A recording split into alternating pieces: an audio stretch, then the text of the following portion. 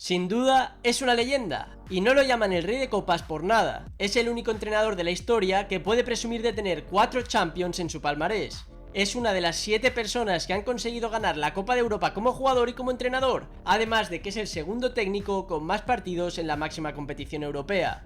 Añadimos también que es uno de los entrenadores con más finales disputadas, o que se ha hecho cargo de múltiples equipos de máximo nivel. Hoy en Historias de Venom vamos a descubrir quién es, de dónde viene y sobre todo, ¿es realmente Carlo Ancelotti el mejor entrenador de todos los tiempos?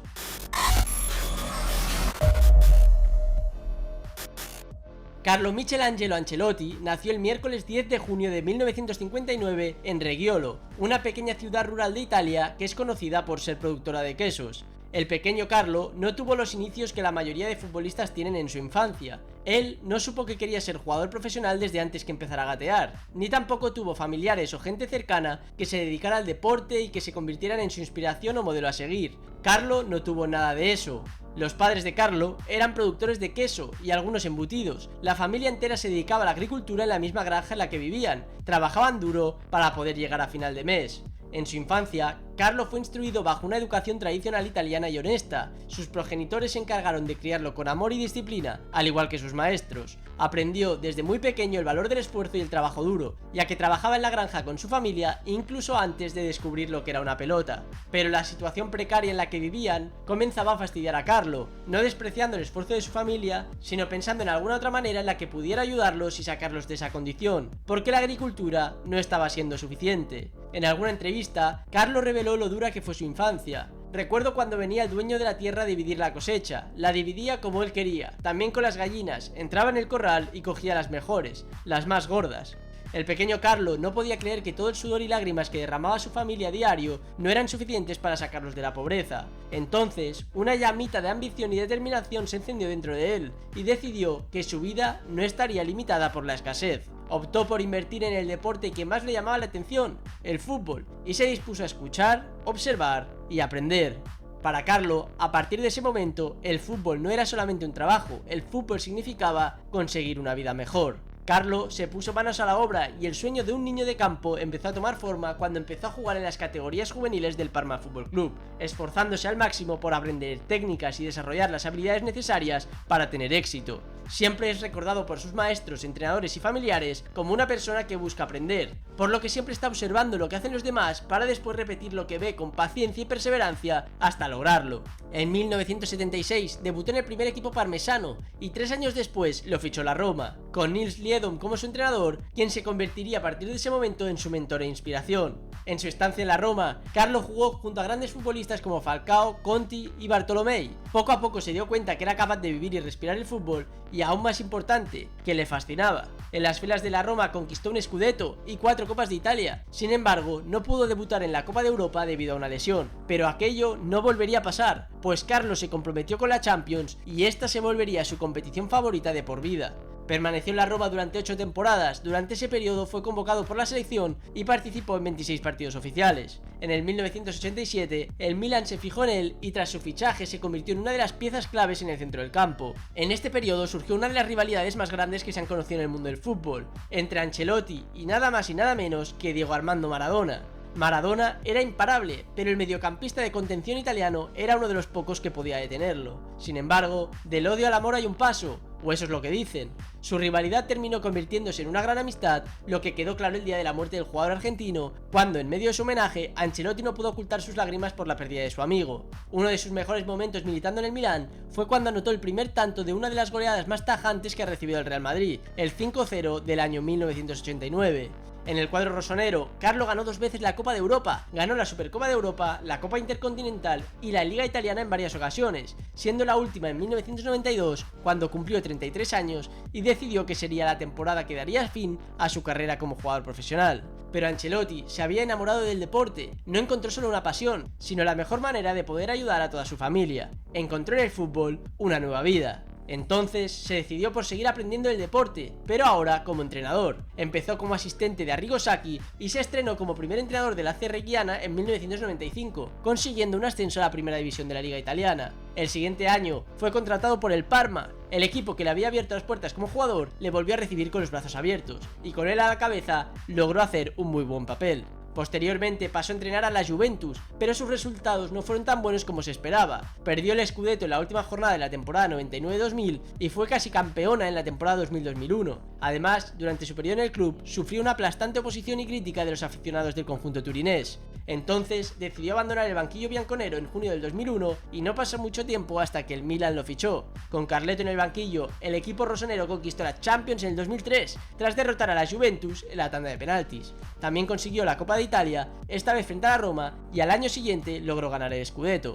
En el 2005, sin embargo, se le escapó el título de campeón de Europa tras ser derrotado por el Liverpool. Carlo era el entrenador de esa remontada brutal del Liverpool, que se fue al descanso perdiendo 0-3 y acabó remontando y ganando en la tanda de penaltis. Después de la decepción europea, en 2006 le llegó la primera oferta para fichar por el Real Madrid, incluso llegó a tener un contrato entre sus manos, pero no pudo aceptarla porque Adriano Galliani se negó rotundamente. Llegó la final de la Champions en 2007 y esta vez Ancelotti tuvo la revancha, venciendo al Liverpool por 2-1 y conquistando su segundo título de la máxima competición europea, su favorita. En ese momento, Carlo ya tenía 2 Champions como jugador y 2 como entrenador. Pero las 2 temporadas siguientes no fueron tan satisfactorias, ya que consiguió tan solo el 5º puesto en la Serie A para el conjunto lombardo y el 3er puesto en la temporada 2008-2009. Este declive se experimentó por algunos inconvenientes. En primer lugar, le tocó recibir figuras que estaban por retirarse, y por otro lado, tuvo que soportar la mala administración del club en manos del presidente Silvio Berlusconi.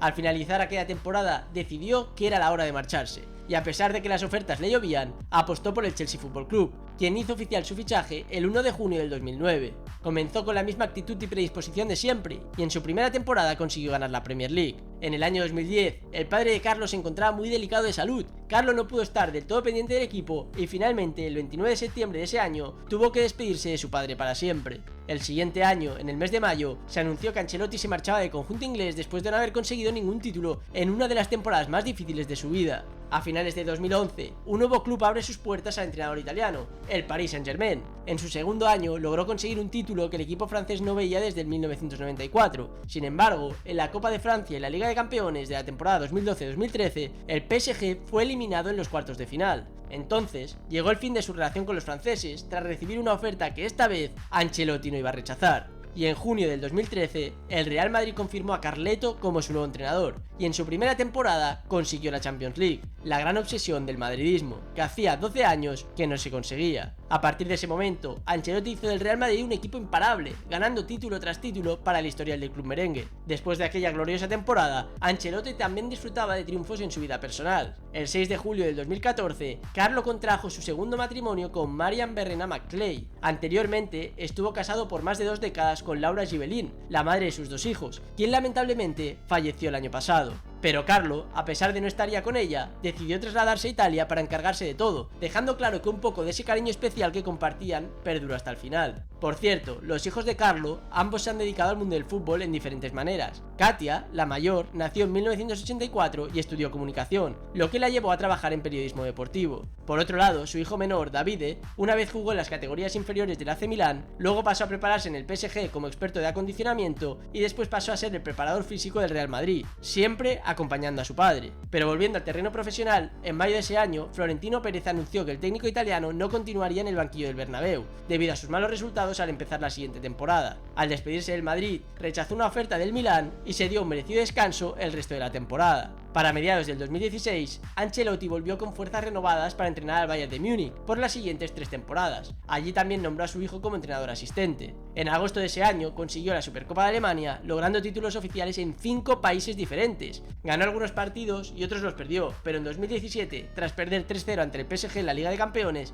Ancelotti fue despedido. Como me despedirán a mí de YouTube si no le das like al vídeo y te suscribes al canal. Como te decía, en 2018 el Nápoles lo contrató por 3 años, pero solo un año después fue despedido y sustituido por Gennaro Gattuso, actual entrenador del Valencia. Unos días después de su destitución, el Everton anunció su fichaje por los siguientes 4 años y medio, y a pesar de que muchos comentaban que su carrera como técnico empezaba a decaer, Ancelotti, que recibió a un Everton que estaba al borde del descenso, mantuvo por un año más al equipo en la Premier League.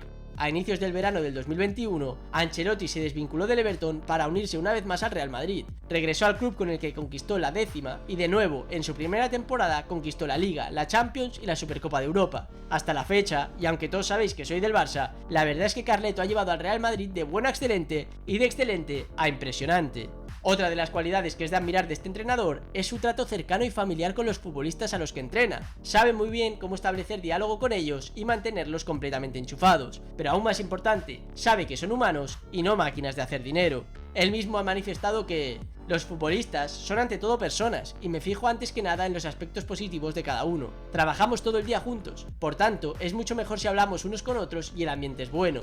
Además, ha confesado que la parte más difícil de su trabajo es hacer la alineación, porque 11 jugadores están felices, pero 13 se quedan tristes. Si hablamos de algunas curiosidades que no muchos saben de él, tenemos primero que su emblemática ceja, en realidad, no fue producto de un accidente en Vespa en su adolescencia, ni de una enfermedad crónica que trata de ocultar. La verdad es que no tiene explicación alguna y que incluso para el mismo Ancelotti es un secreto hasta el día de hoy. Y para concluir el vídeo, ¿sabías que Ancelotti también ha hecho un par de papeles en el cine? Así como lo escuchas. Una vez, el entrenador italiano se paseaba por el set de Star Trek Beyond y se topó con el director, quien enseguida supo que debía incluirlo en alguna parte de la película, a lo que Carlo aceptó sin más. Entonces interpretó el papel de un doctor por breves momentos. También interpretó a un futbolista en la película Don Camilo, que fue dirigida y protagonizada por Terence Hill. Podríamos decir que una de las mayores habilidades de Carlo es la adaptación, ¿no crees?